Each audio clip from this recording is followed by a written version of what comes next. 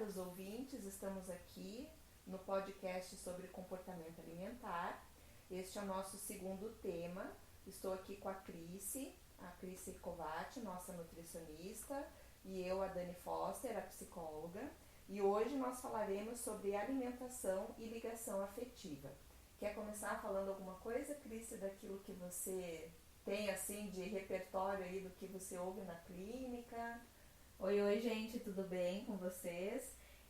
Sobre esse fato aí que a gente vai conversar hoje, é bem importante falar que eu percebo que muitas pessoas não prestam atenção que quando procuram uma orientação nutricional, uma mudança de estilo de vida, elas não param para pensar que elas vão ter que mudar todo um comportamento alimentar que está vinculado com ela a vida inteira dela. Muitas das vezes tem pessoas que me procuram com 30 anos que tem o hábito de tomar refrigerante todos os dias.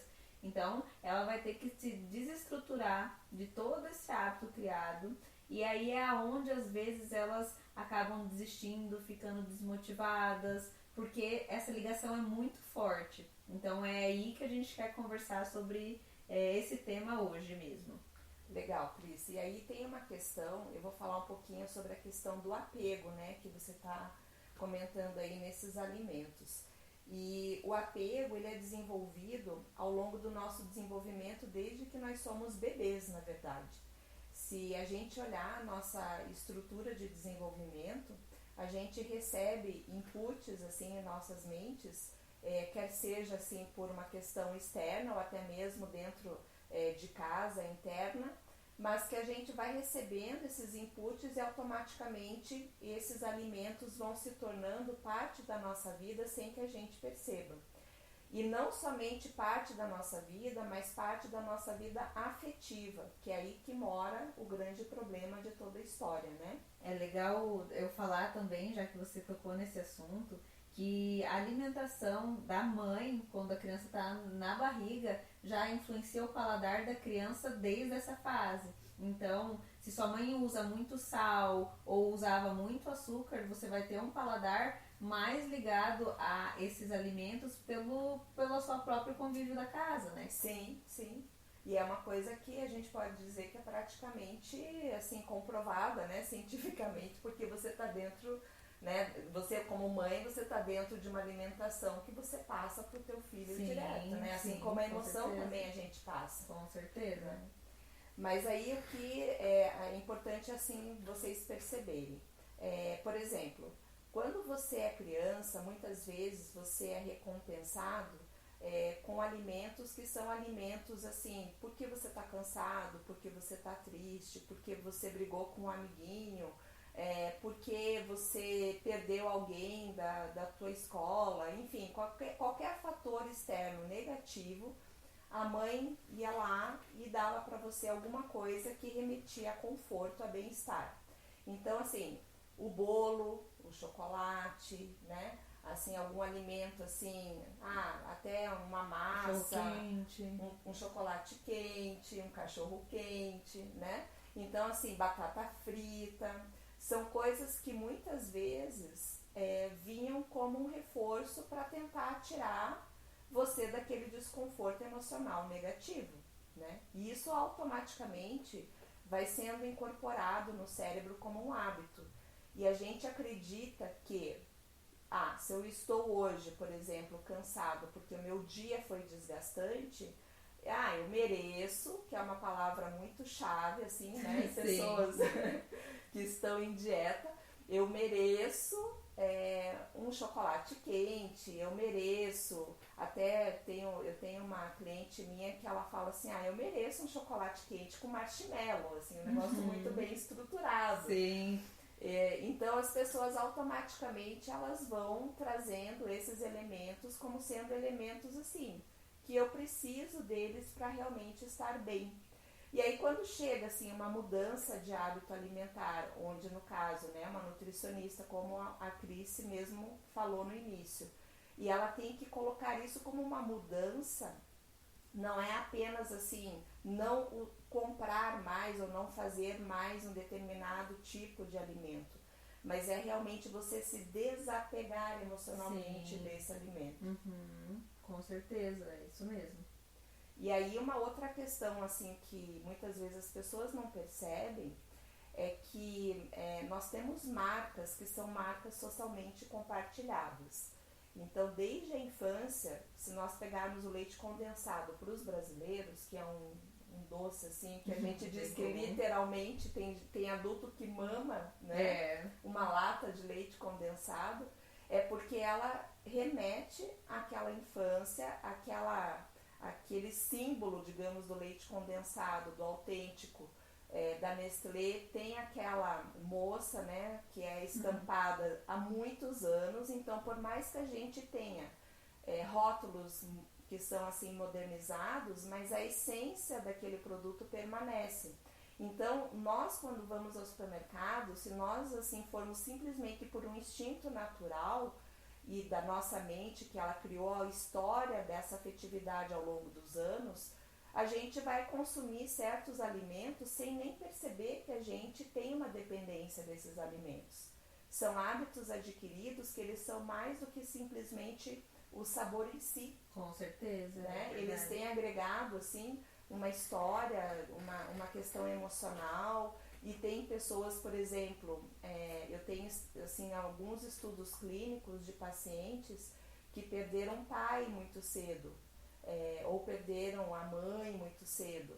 E quando você tem ausência paterna ou materna, os alimentos eles também entram muito forte como substitutos. Filhos únicos, que muitas vezes também, por falta de um irmão, os pais tentam compensar por uma situação assim alimentar para tentar minimizar aquela perda ou minimizar aquela ausência. Então tudo isso a gente tem que considerar como alimentos, né?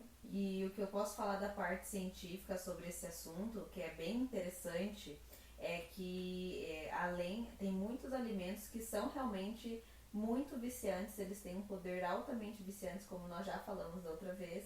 E tem um estudo que eu li recentemente, comparando, quando a pessoa tira, ela era comparando açúcar, nicotina e cocaína, em um estudo com ratos, é claro. A dependência do açúcar foi a maior entre as três, ou seja, a pessoa demorava mais para se desprender do açúcar ou da farinha branca do que com drogas realmente que tem aí no mercado, para vocês verem o quão forte é essa ligação, tanto da parte corporal, da necessidade, quanto da parte emocional. E o que a Dani falou ali, pontuou sobre pessoas que perdem os pais ou que são filhos únicos, eu percebo que assim, hoje, grande maioria das pessoas, qualquer sentimento acabam descontando na alimentação. Ah, tô triste com meu namorado, vai lá e come. Ah, eu tô feliz porque eu passei no vestibular, vai lá e come. Todas as nossas festividades são reunidas em torno da comida. Então, além disso, das coisas tristes, eu percebo que até os sentimentos felizes, né? De se permitir, comemoração são através da alimentação, né? E está ligado geralmente aos carboidratos, né? Esses alimentos comfort foods, aqueles alimentos ou muito rico em gordura ou muito rico em carboidratos, geralmente. E aí, bem lembrado isso que você falou, porque as emoções, os sentimentos assim positivos, eles realmente traduzem essa necessidade social de fazer parte, de pertencer. Sim. E uma coisa que eu vejo é que quando você tem um hábito mais saudável, você sofre um certo bullying social. Com certeza. Por mais que você, por exemplo, queira fazer parte de um grupo, você não é incluso no grupo por você talvez ser até aquela pessoa que negue o sentimento de bem-estar das pessoas comerem aquilo que de repente não faz bem, né? Ou que, digamos, não seria a melhor opção naquele momento. E o que eu acho mais engraçado é que as pessoas que estão em volta, elas se incomodam mais do que quem está, por exemplo, se restringindo, né? Muitas das vezes, por exemplo, eu já fui em lugar, não quis comer sobremesa e me olham e perguntam, você não quer sobremesa? Não, eu tava tranquila, não tava com zero vontade e as pessoas meio que não acreditam, isso mesmo que a Dani falou, faz um certo bullying, porque você é fitness, porque você não sei o quê. E na verdade você acaba vendo isso como uma coisa positiva, negativa naquele momento, ao invés de positivo, né? Exatamente. E até no meu caso, por exemplo, que já estou numa faixa etária mais avançada e que os meus danos, digamos assim, no dia seguinte por comer alguma coisa que hoje para mim faz mal e que eu reconheço que me faz mal, o dia seguinte para mim às vezes é tão desconfortável que eu escolho não comer. Mas as pessoas acham que por causa disso você não quer pertencer ao todo. E que você não quer fazer parte daquele ambiente ali, né, daquela comunidade que está compartilhando aquele alimento. Então, assim, a gente tem que ter uma certa resistência de personalidade, uma resistência de individualidade, de percepção de si mesmo para você fazer as escolhas a partir de você. E manter o teu emocional não como uma sensação assim, puxa, estou sendo rejeitado, ou eu não vou ser admirado, ou as pessoas não vão gostar de mim por isso. É uma questão de uma decisão muito pessoal, né? Que a gente tem que saber trabalhar com essas coisas, porque no final das contas é a nossa saúde, né? Sim, e o que eu acho importante pôr aqui também é que nós, cada um de nós, temos vários alimentos saudáveis que a gente gosta muito, só que a gente meio que esquece que aqueles alimentos também nos dá prazer quando a gente está comendo, sabe? Sim. E é incrível que quando eu pergunto assim para a grande maioria das pessoas, o que você gosta de comer de saudável? Todo mundo demora assim uns segundos para me responder. Aí eu faço a mesma pergunta, o que você gosta de comer de não saudável? Eles sabem responder na hora. Na hora. E então a gente tá tão acostumado a pensar no automático, aí quero comer algo diferente, algo gostoso, já pensa no não saudável, que esquece que tem várias opções que são super saudáveis, que dá pra você comer no seu dia a dia, que vai te trazer a mesma sensação, aquela sensação de bem-estar, aquela sensação de se sentir acolhido, né? Então tentar resgatar isso dentro da gente é muito importante para você ver que ser saudável não é difícil, que ser saudável é uma escolha, né, de cada um de nós. Sim. E não tem relação com aquilo que a gente sempre defende, que não é uma questão de uma dieta temporária. É uma questão de você aprender qual é o seu ponto de equilíbrio, que cada um com certeza vai ter o seu. Sim. Né? E que a gente tem que saber reconhecer isso. Mas que para esse reconhecimento, voltando no início, a gente tem que saber desapegar. Eu sempre conto da minha história de vida, assim, que um dos meus pontos frágeis, assim, de mudança de hábito era o pão de queijo e o doce de leite. E eram, assim, alimentos que a minha vida inteira, família, todo mundo, quando se reunia, eram os alimentos, assim, que me remetiam a esse conforto. E hoje eu não sinto falta. Não é uma coisa assim, antes, no começo eu via alguém comendo, eu pensava assim, meu Deus, né, eu tenho que deixar de comer algo que realmente eu gostava muito. Mas assim, hoje, pelo resultado que eu tenho em termos de bem-estar, e eu estou falando aqui de hormônio, eu estou falando de equilíbrio de colesterol, eu não estou falando estético, eu estou falando de equilíbrio saúde mesmo. Hoje eu não vejo problema em abrir mão dessas opções, né? E, por exemplo, eu bato meu abacate com leite de coco lá e acho uma beleza. Né? É isso mesmo. E me dá saciedade, me dá prazer e me dá bem-estar. Então eu acho que a gente tem que saber reconhecer o momento para desapegar também, né? E o que é importante, assim, falar dessa parte científica também, né? Trazendo um pouco dessa parte, é que esses alimentos, eles trazem essa sensação de bem-estar. Os alimentos não saudáveis, né? Vamos pôr assim, Exato. Ricos em carboidratos ou ricos em gordura, geralmente.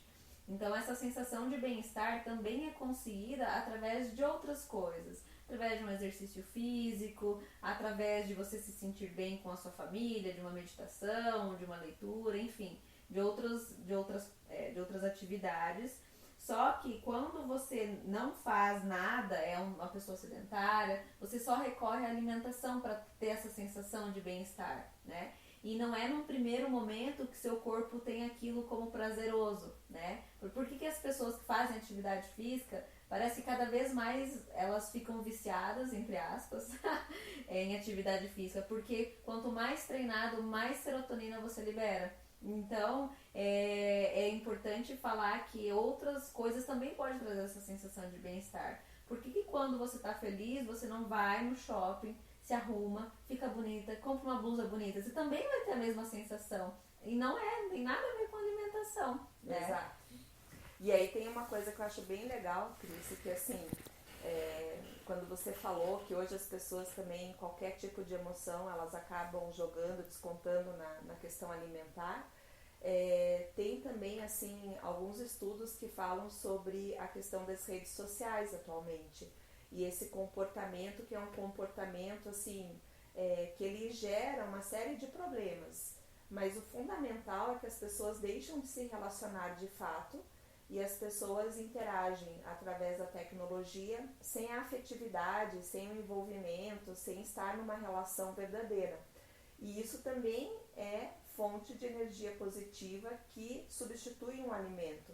Então, o fato de você estar com pessoas que você ama e poder demonstrar afeto, carinho, poder abraçar, tem aquela coisa da terapia do abraço, que não é uma situação assim irreal, não é só para dizer que é bonito, mas é uma coisa que realmente funciona, porque nós desde pequenos nós recebemos da nossa mãe, do nosso pai, o afeto, né, que é colocar no colo, que é a questão do tato, né, de aproximação, e a gente hoje em dia não tem mais esse mesmo tipo de contato físico e faz muita falta. Então isso também é uma fonte de você não ter a alimentação como único recurso. Com certeza. E esses hábitos são hábitos que você pode mudar desde que você realmente queira desvincular, né? Vou comentar com vocês que esses tempos atrás eu comi bauru com leite achocolatado, né? Eu falei, tava na casa dos meus pais, fui visitá-los, eu falei, nossa, vou comer bauru. Não sei quantos anos fazia que eu não comia. E eu comia isso todos os dias pra ir na escola, na época da escola. E daí, você acredita que eu comi e não era gostoso como eu me lembrava? Por quê? Porque não parou de fazer parte da minha rotina. Então, aquele sabor não é o mesmo que eu tinha aquele sentimento, né? Então, essa é só para uma demonstração como se vocês trabalharem na questão do sentimento ali e mudar o que o alimento é para você, você pode ter uma sensação diferente ao comê-lo de novo. Que é aquela pessoa que fala, nossa, eu gostava tanto de chocolate, diminuir, né, o chocolate. Daí quem olha de fora pensa, duvida, é mentira. Não, isso acontece, na realidade acontece. Mas desde que você esteja disposto a ver os alimentos de uma outra forma, a substituir, fazer substituições e fazer aquilo com constância. E até tem o fator, né, Cris, que o paladar muda a partir da mudança dos hábitos. Sim. Então, aquele doce que antes você achava gostoso, de repente você acha aquilo tão doce que você nem tem vontade mais. Nem tem muita vontade, é isso mesmo. Né? Então é isso aí, pessoal. A gente quis assim, abordar assim, alguns temas que consideramos ser os mais importantes. Poderíamos continuar, né, Cris? Nossa, falar não sei quantos dias sobre esse tema, né? Mas a gente espera que vocês tenham curtido e aí a gente se encontra no próximo. É isso, gente. Beijo. Tchau, tchau. Tchau, tchau.